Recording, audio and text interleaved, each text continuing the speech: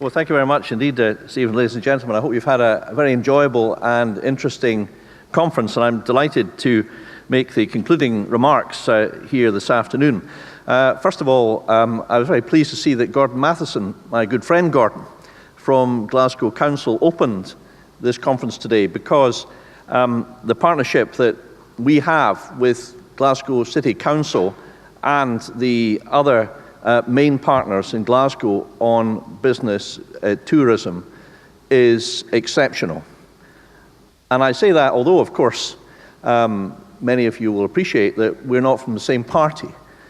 But that doesn't matter, because we work together in order to make business tourism a success. When I first became the tourism minister around 2.5 years ago, one of the areas where I thought that we're doing well in Scotland is business tourism. But at that time, it did seem to be seen as, not on the fringe, but perhaps a niche market, certainly not center stage in the panoply of tourism. And therefore, I spent a bit of time speaking to people who were already achieving great success, people like Scott Taylor and John Sharkey here in Glasgow, their counterparts in Edinburgh, also going to Dundee and Aberdeen and around the country to see what more we could do. And rapidly, I realized that one of the reasons that we were missing out on attracting some major conferences to the SECC, to the Edinburgh equivalent, the ICC, was that we weren't at that time always able to make payment of what in ministerial language is called a subvention, although what, and I'm a Glaswegian, what in Glasgow we used to call a bung, namely a method of financial assistance to ensure that we were able to attract a prestigious conference to Scotland. And therefore we set up the conference bid fund of £2 million, and the purpose was really to oil the wheels to assist the excellent work that's being done principally by the cities, but not exclusively by the cities, in attracting conferences to this country. So we set up the bid fund, and the rules are clear, they're up to £30 subsidy per delegate per night. And thus far, ladies and gentlemen, the bid fund has committed just over £800,000 of match funding. And working in partnership with key stakeholders, this has already helped attract 38 conferences to Scotland over the next 7 years. And bear in mind that £800,000 of taxpayers' money is paid near the time when the conference comes. It's not paid now. It's allocated, it's committed, it's earmarked, but it's not actually paid out of your bank account, taxpayers' money, PLC. So that £800 has helped attract 38 conferences over the next 7 years.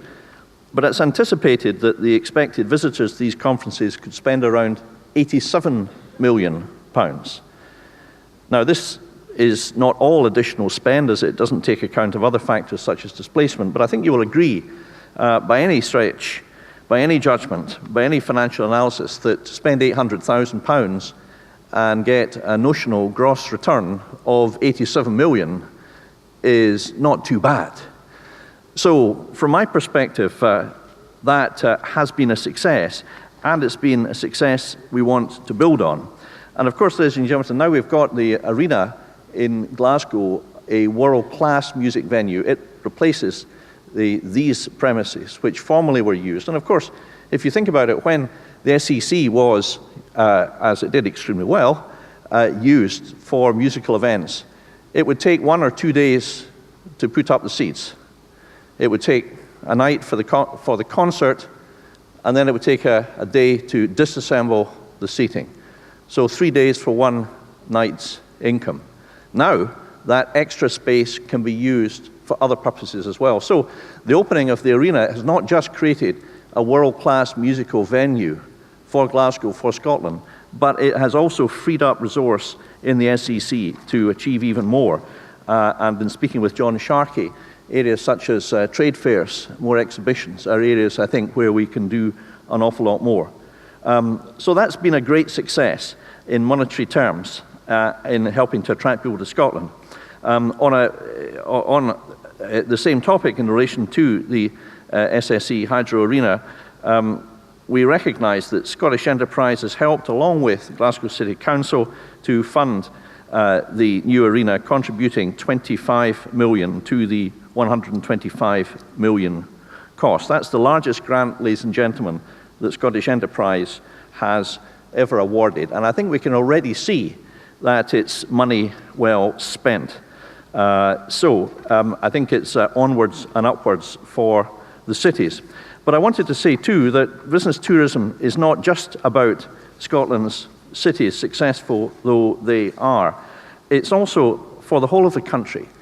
And I'm determined, not just as an MSP for Inverness and the Highlands, but as Minister for Tourism, to see the whole country benefit. I've had a quick look at the guest list, and I see that there are representatives here from the Atholl Palace, from Ayrshire and Arran, from Cameron House and Loch Lomond, from Dumfries, Falkirk, the Fairmount, St Andrews, Glengoyne Distillery, North and South Lanarkshire, Mount Stewart, in Bute, Perth and Stirling. I've probably missed anybody out. Have I missed anybody out? Can't see anybody actually. I thought I read the complete list there. The point is this, that, well, I missed Stephen Leckie out. How could I miss Stephen out? Goodness me. The point is that we want to make sure that business tourism benefits the whole of the country. And I make this plea to you, and I hope to join you very shortly for a refreshment after this. So please do buttonhole me if you think that there is anything that you wish to pursue with me as the Minister of Tourism. I think that we can do a lot more for business tourism out with the major cities. And the way that we can do it is a way really that was highlighted by Rick, Kevin and Dale in the previous session. Because what we've got is we have engagement on a scale, I think, that exceeds that which takes place in other countries. The reason that Glasgow succeeds is not just the bid fund, that oils the wheels. It's the fact that, when the leaders of a prestigious medical conference arrive at Glasgow Airport, the red carpet is rolled out for them by Amanda McMillan, who I actually just met this afternoon previously about these and other matters. They know that they're going to get sponsored a dinner by Glasgow University, one of the partners. They know that Glasgow City Marketing Bureau has done its job properly and made sure that the delegates are going to be well looked after. They know that they're going to get excellent support from all the hotels in Glasgow working as a partnership. There can be few partnerships that work so well as that which operates here in Glasgow, making the business tourism world such a success. And that, ladies and gentlemen, I think is more important than the money. The money is the catalyst, but without the partnership delivered in a friendly way, as we've heard from the previous panel, then I think we wouldn't be at the races.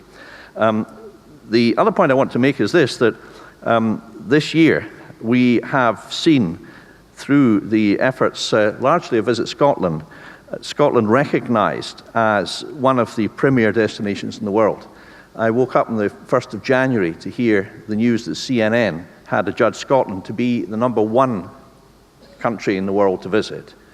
And I went to the net to find out what the reasoning was. And the reasoning was that Scotland had carved a niche for herself through the efforts of Visit Scotland, through attracting the eyes of the world, the interest of the world by the focus years. The year of Creative Scotland, the year of Natural Scotland, 2014, the year of the Homecoming, the staging of the Commonwealth Games and the Ryder Cup to be watched by 500 million people. All of this effort of pitching Scotland, an image of Scotland, had thrust us onto the news desks and into the attention of the biggest news outlet in the world. #1. Who would have thought of it? Because generally we don't really like to blow our own trumpet, do we? Thank goodness we've got 1 or 2 trumpeters around the place, because it has succeeded. And then more recently with the Lonely Planet giving as Scotland amongst the top 3 countries in the world to visit alongside Brazil and Antarctica. A few more challenging transport connections to Antarctica there than Scotland perhaps. But there we are, #3 in the world again. Truly, Scotland has become a country which, if you read ladies' magazines, is now in vogue. We are truly cosmopolitan in the way that other countries we used to think of as being the places to visit. Ireland or cities like Prague used to be the in place to go. We are now that country. So the challenge is, how do we remain where we are, and how do we use the unique selling points that we have in order further to promote Scotland? And that is why we're already planning for a further series of focus years. 2015 is the year of food and drink. 2016, the year of innovation, architecture and design. 2017 is the year of history, heritage and archaeology. And finally, the year of 2018, the year of youth. All of these unique selling points, all of these a long lead-in time so that we can explain and expand on the marketing of each of these areas to the people in business to whom we need to explain these strategies. So, ladies and gentlemen, I think in closing this conference, I think we have a great deal to offer all generations. I know you've been considering as part of your conference amongst the speakers how we need to extend our appeal to Generation X and Y. I think I'm an X, unfortunately. Y, slightly younger. Generation Z, I suppose, will include my 5-year-old daughter. And to make our appeal across the board. And with the support of the Scottish Tourism Alliance, who so well represent the business sector in Scotland, I think there's never been a better time for Scotland on the world stage.